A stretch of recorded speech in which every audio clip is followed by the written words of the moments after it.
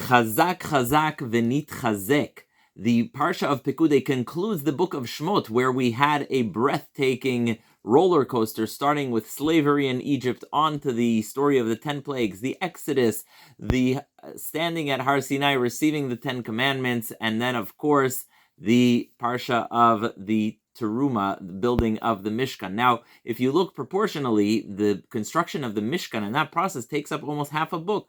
You have Parshat, Teruma, Tetzaveh, Kitisa, Vayakel, and Pekudei, all about the Mishkan. But whereas Parshiot like Teruma, Tetzaveh speak about the Mishkan in the context of the beautiful artistic work that was done there, Parashat Pekudei looks more like an Excel spreadsheet. It looks like one of these forms an accountant would give you. Moshe goes through all the details of what he received and what he did with it, how much gold, how much silver, how much copper. And if you weren't struggling already with the repetition of the story of the Mishkan, which is a topic in and of itself, then now you struggle with the story of the accounting. How much gold, how much silver, who get...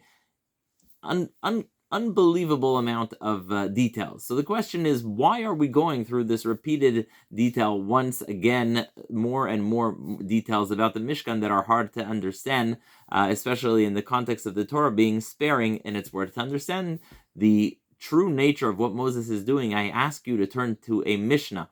The Mishnah tells us there was a family in Jerusalem that would make incense that smelled good for the Ketoret, for the Beit HaMikdash, for the incense in the Beit HaMikdash. This family never, ever, ever wore perfume. Why? So no one should say that the family that makes perfume for the Beit HaMikdash also is using it for their own use. Similarly, the Mishnah lists another family, a family that was extraordinarily talented at making bread. They would make the bread for the lechem of hapanim, the bread of offering inside the Mishkan, and as you guessed, this family would never ever make their own challah. They would always buy challah in the bakery. Why? No one should say that they use the skills that they acquired in the Mishkan for making challah for themselves. Similarly, a person who's going inside, we're told to count the half a shekels, the silver coins, to count the money in the Beit HaMikdash, must never wear a garment that has pockets, even if they're as honest as anything. Nonetheless, we want to make sure that there's not only any abuse of power, there's no abuse of power, but there isn't even an appearance or room for suspicion that something has gone wrong. And so Moses goes to Bnei Israel and he says, look, we built this extraordinary Mishkan, but I want you to make sure that I am clear. Here is how much gold and here is how much silver. The Talmud Yerushalmi speaks about how there were some Jews, believe it or not, who even for Moses, they said, oh, he must be taking something for himself, he must be onto something, etc. Moses said, I want to have none of that.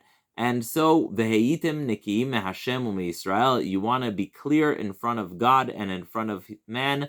And so that's the idea. The idea of Parshat Pekudei is the importance of personal integrity, of institutional integrity, and that is why Moses is going into such detail to teach us that for a institution, especially a holy institution, to run well, you must have accountability and integrity. But it's not just about V'heitem nikim meHashem u'meYisrael, it's more than that. The idea is that the Mishkan, as Rabbi Sachs elaborates on, was the first constructive project of Bnei Yisrael. They left Egypt, and they had the miracles, and they received the Torah at Har Sinai. But in a way, they were always fleeing from something and not towards something. And so building the Mishkan is their first joint project together.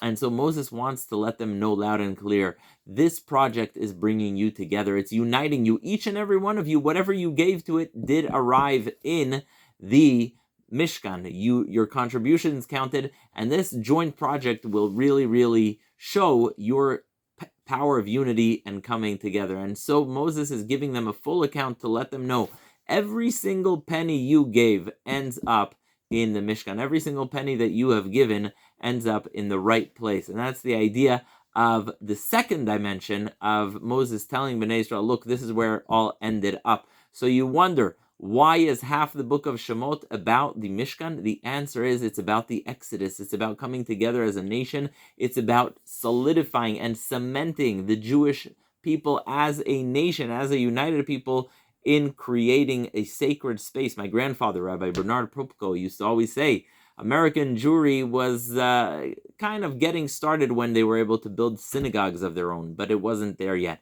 Then there were kosher restaurants, kosher food, still not there. Then there were JCCs, people got to socially interact, exercise, etc. Still not there. When did American Jewry make it and become an established community that can be proud of itself? It's when it had day schools, yeshivot, sacred institutions that the community can say, okay, we've come here for a reason. There's a reason, and that is the sanctity that learning and Torah imbue in the entire community. So may Parshat Pekudei do exactly that. Take us all, uplift us, remind us of the need for integrity in our institutions and the need for every Jew to know that he and she too have a part in whatever holy task we do together as a people. Shabbat Shalom.